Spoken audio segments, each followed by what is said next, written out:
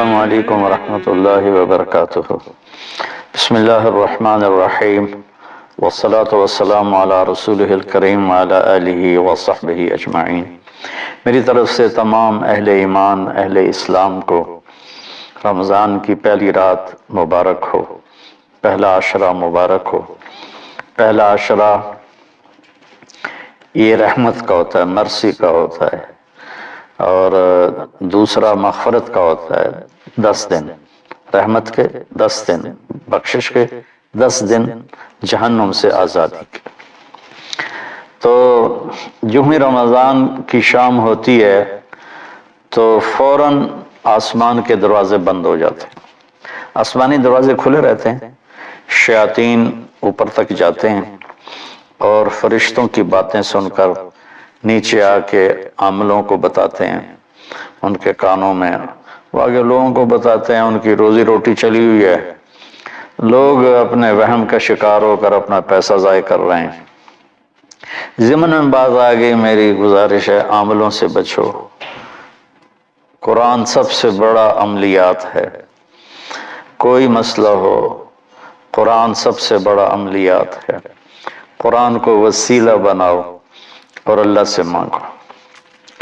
تو پہلی رات کے ہوتے ہی جنت کے دروازے کھل جاتے ہیں، جہنم کے دروازے بند ہو جاتے ہیں، آسمانی دروازوں پر پہرا لگ جاتا ہے اور اس پر دروازے بھی بند ہو جاتے ہیں۔ شیاطین اوپر جائیں تو ان کو رجوم للشیاطین، ان کو پھر انگارے پڑتے ہیں زبردست، جس سے وہ جل کے راکھ ہو جاتے ہیں۔ لہذا رمضان میں وہ اوپر نہیں جاتے، اور بڑے جتنے شیطان ہیں وہ سب قید ہو جاتے ہیں۔ اور اس روایت کا ایک مطلب یہ بھی بیان کیا جاتا ہے کہ سارے شیطان، لیکن حدیث پاک میں آتا ہے تصفد فیہ مردۃ الشیاطین، اس مہینے میں جو سرکش قسم کے شیطان ہوتے ہیں ان کو قید کر دیا جاتا ہے۔ اور ایک ہوا چلتی ہے جس کو مسیرہ کہتے ہیں، تو جنت ساری خوشبو سے مہک جاتی ہے۔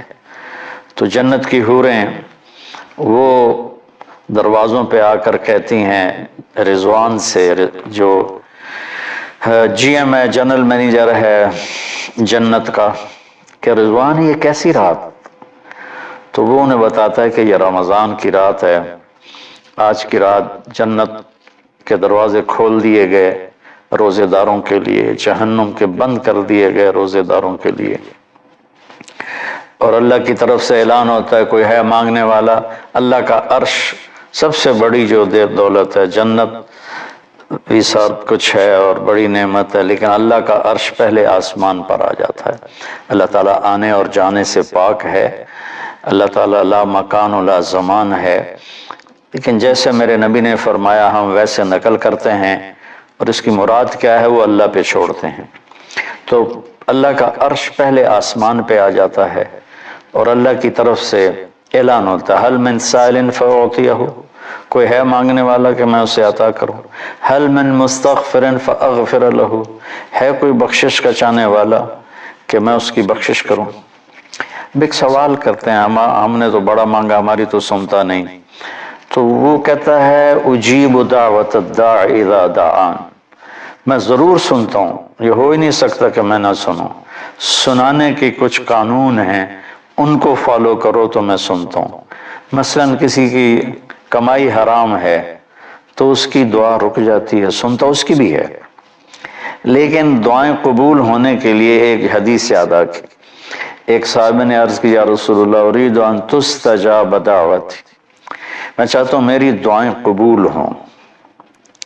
آپ نے فرمایا اجتنب من اکل الحرام تستجب دعوتک، یہ بڑے زمانے بعد مجھے یہ جملہ یاد آیا۔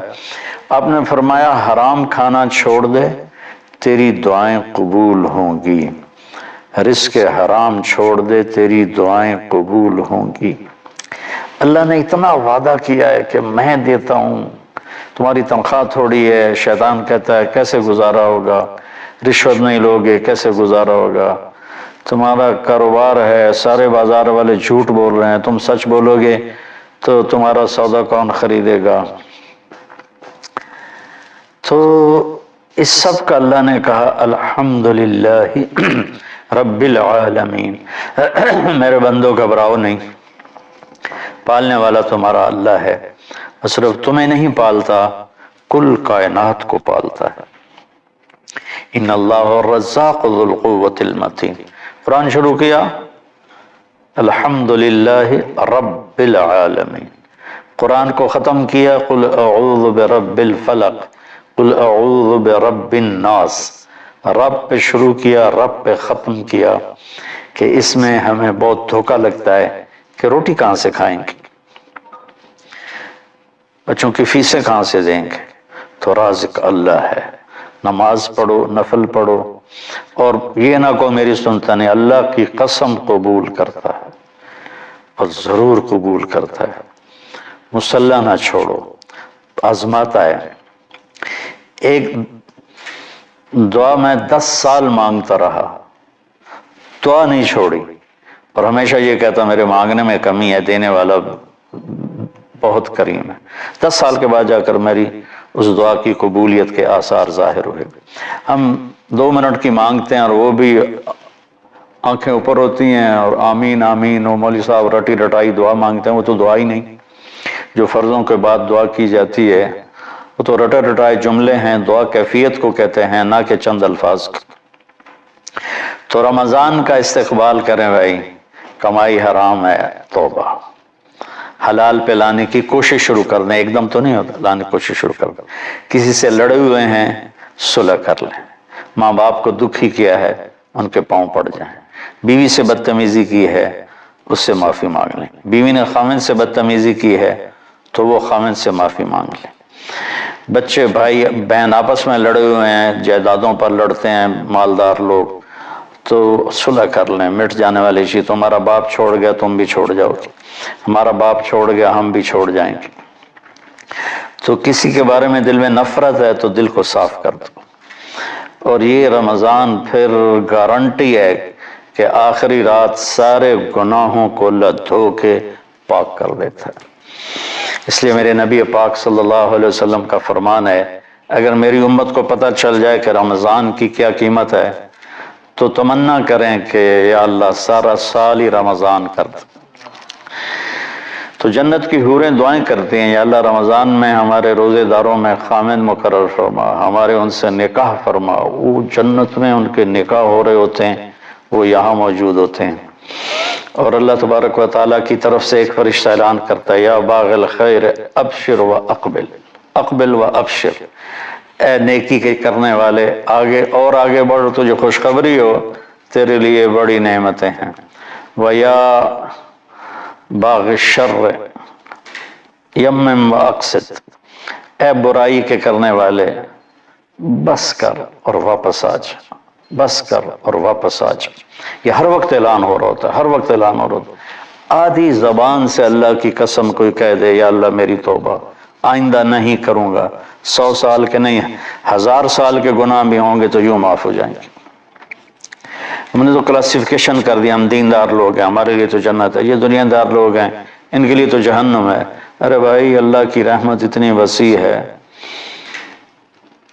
کہ ہم سب، ایک حدیث سناتا ہوں، میرا رب کہتا ہے میرے بندے تو اتنے گناہ کر آسمان کی چھت کو لگا دے، اب مجھے بتاؤ کون ہے اتنے گناہ کرنے والا؟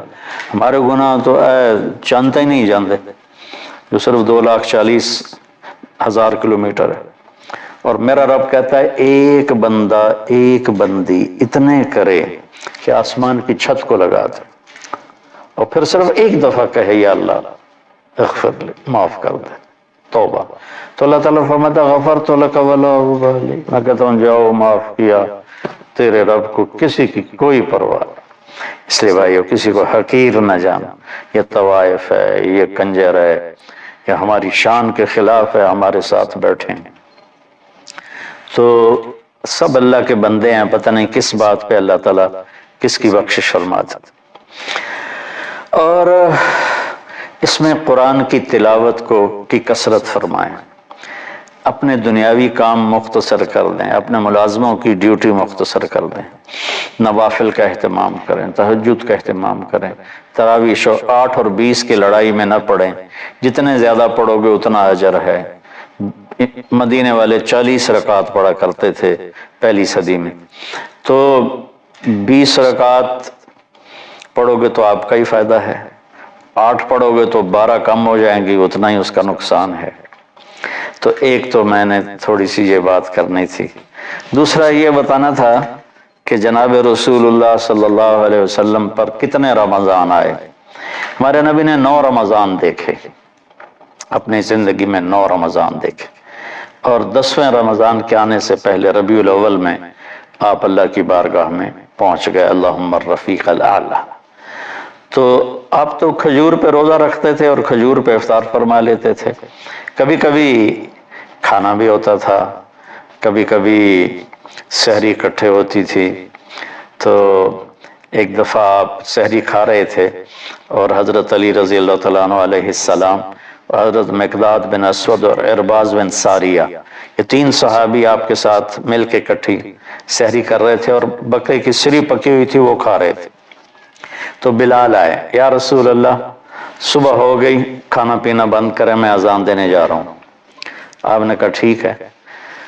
وہ باہر گئے اور وہ ایک انصاری عورت کا گھر تھا، اس کی چھت پہ چڑھ کے اذان دیتے تھے۔ جب چڑھنے لگے نا تو پھر خیال آیا میں دیکھ لوں کہ آپ کھا رہے ہیں یا بند کر دیا۔ آگے دیکھا تو آپ کھا رہے تھے۔ ان نے کہا یا رسول اللہ واللہ لقد اصبحت، اللہ کی قسم صبح ہو گئی۔ تو آپ نے ہاتھ روک لیا، کہا ارے بلال ابھی صبح نہیں ہوئی تھی، تیری قسم جھوٹی نہ پڑ جائے، اللہ نے صبح کو پہلے نکال دیا۔ سبحان اللہ، سبحان اللہ، کیا ہستیاں ہیں، اللہ نے کائناتی سسٹم کو بھی جھٹکا دے دیا۔ تو حضرت علی علیہ السلام نے فرمایا اگر بلال قسم نہ کھاتا تو جب تک اللہ کے نبی کھاتے رہتے صبح نہ ہوتی۔ ایسی بڑی ہستیاں تھے جن کی قسم کو اللہ یوں پورا کرتا تھا۔ تو آپ نے 9 رمضان دیکھے، آپ نے تراویح ٹوٹل 3 دن پڑھی، ایک ضعیف حدیث میں آتا ہے 20 رکعت پڑھی، لیکن صحیح روایات حضرت عائشہ رضی اللہ تعالیٰ عنہ کی کہ رمضان اور غیر رمضان میں 8 پڑھتے تھے، 8 سے زیادہ نہیں پڑھتے تھے۔ چوتھے دن آپ باہر نکلے ہی نہیں اور صحابہ انتظار کرتے کرتے تھک گئے، تو آپ باہر آئے اور آپ نے ارشاد فرمایا میں تمہارا شوق بھی دیکھ رہا تھا، انتظار بھی دیکھ رہا تھا، لیکن میں اس لیے نہیں آیا کہ کہیں تم پہ یہ نماز فرض نہ ہو جائے۔ تراویح نام تو بہت بعد میں رکھا گیا، اصل تو یہ قیام اللیل ہے حدیث پاک میں، قیام اللیل۔ تو عمر رضی اللہ تعالیٰ عنہ نے امت کو ابی ابن کعب پہ جمع کیا 20 رکعت، اور عورتوں کے امام مقرر کیے صائب بن یزید رضی اللہ تعالیٰ عنہ کو۔ تو وہ مجھے اب یاد نہیں کتنی رکعت ان کو کہا تھا، 8 یا 20۔ تو بھائی اس کو جھگڑا نہ بناؤ، سوشل میڈیا پہ جنگ چلی ہوئی ہے، ایک نفل چیز ہے، نفل کے لیے اتنے جھگڑے کرنا، اور بھی دکھ ہیں زمانے میں محبت کے سوا، راحتیں اور بھی ہیں وصل کی راحت کے سوا، اور کتنے بکھیڑے ہیں جن میں امت برباد ہوئی پڑی ہے۔ تو ایسی چھوٹی چھوٹی چیزوں کو لے کے لڑنا جھگڑنا اور اختلافی مسائل کو جنگ و جدل کا میدان بنا دینا، صدیوں سے امت اس پہ چلی آ رہی ہے اور چلتے جا رہے ہیں۔ تو میرے نبی نے 9 رمضان دیکھے اور 3 دن تراویح پڑھی مسجد میں، اس کے بعد آپ نے نہیں پڑھی۔ تو گویا امت پہ یہ رحمت تھی کہ جس کی ہمت ہے وہ پڑھے، جس کی ہمت نہیں ہے وہ آدھی پڑھ کے آ جائے، 8 پڑھ کے آ جائے، یا نہ ہی پڑھے سو جائے تھکا ہوا ہے۔ تو کوئی اس پر ایسا سخت حساب کوئی نہیں ہے۔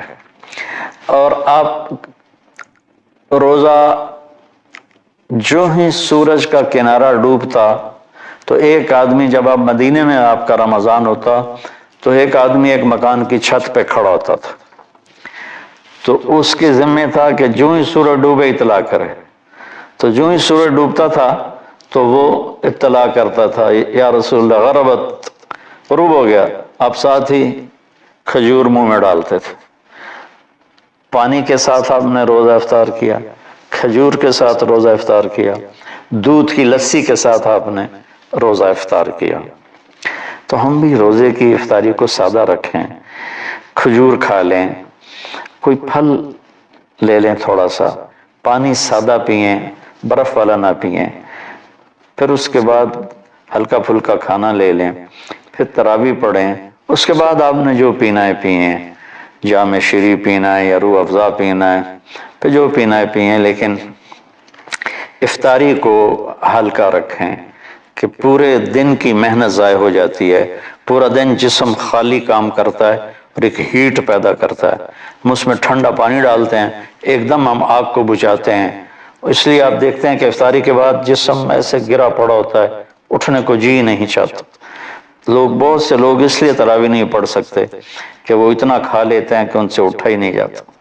تو میرے نبی نے 9 رمضان پائے، 3 دن آپ نے تراویح پڑھی، پھر بس عشاء کی نماز پڑھ کے گھر، اور 11 رکعت آپ تہجد کی جو تھی قیام اللیل وہ پڑھتے تھے، اور حضرت عائشہ نے فرمایا 4 کر کے پڑھتے تھے، اور لا تسأل عن حسنہن وطولہن، اور نہ پوچھ اس نماز کی خوبصورتی اور اس نماز کے لمبا ہونے کو، اور پھر آخر میں 3 وتر پڑھتے تھے۔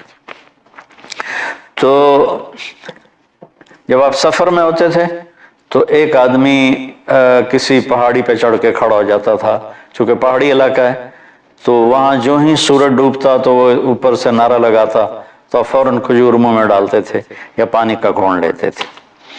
ایک دلچسپ واقعہ بھی ہوا کہ بادل تھے، تو بادل میں تو ہے کہ اندازے سے، اب ہمارے پاس تو گھڑیاں ہمیں پتہ ہوتا ہے، تو اس زمانے میں گھڑی تھی نہیں، تو اندازے سے سحری ختم کرتے تھے، اندازے سے افطاری ختم کرتے تھے، افطاری کرتے تھے تو وہ کچھ اوپر نیچے بھی ہو جاتا تھا۔ تو ایک دفعہ پورے مدینے والوں کا روزہ قضا ہوا کہ سب نے افطاری کر لی، اللہ کے نبی نے بھی کر لی، تو ایک دم بادل ہٹے تو سورج سامنے کھڑا تھا، تو پھر یہ روزے کی قضا عید کے بعد کی گئی۔ تو بھائیو، رمضان کو خوبصورت بنائیں، اچھے اخلاق کے ساتھ، میٹھے بول کے ساتھ، درگزر معافی کے ساتھ، الفت و محبت کے ساتھ، مار کٹائی، ظلم و ستم اور نبی کی محبت کا کوئی جوڑ نہیں ہے۔ ہم الفت و محبت والے بنیں، معاف کرنے والے بنیں، درگزر کرنے والے بنیں، تو اللہ تعالیٰ بھی ہمیں معاف کرے گا۔ آپ نے فرمایا ارحم من فی الارض یرحمک من فی السماء، تو زمین والوں پہ رحم کر، آسمان والا تم پہ رحم کرے گا۔ ارحموا ترحموا، تم دنیا والوں پہ رحم کرو، اللہ تم پہ رحم کرے گا۔ من لا یرحم لا یرحم، جو دنیا میں لوگوں پہ رحم نہیں کھاتا، اللہ اس پہ رحم نہیں کھائے گا۔ یہ میرے رب کا ایک قانون ہے جو میرے نبی نے بتایا۔ اللہ میں آپ کو عمل کی توفیق بخشے، انشاءاللہ ملاقات ہوتی رہے گی۔ السلام علیکم ورحمۃ اللہ۔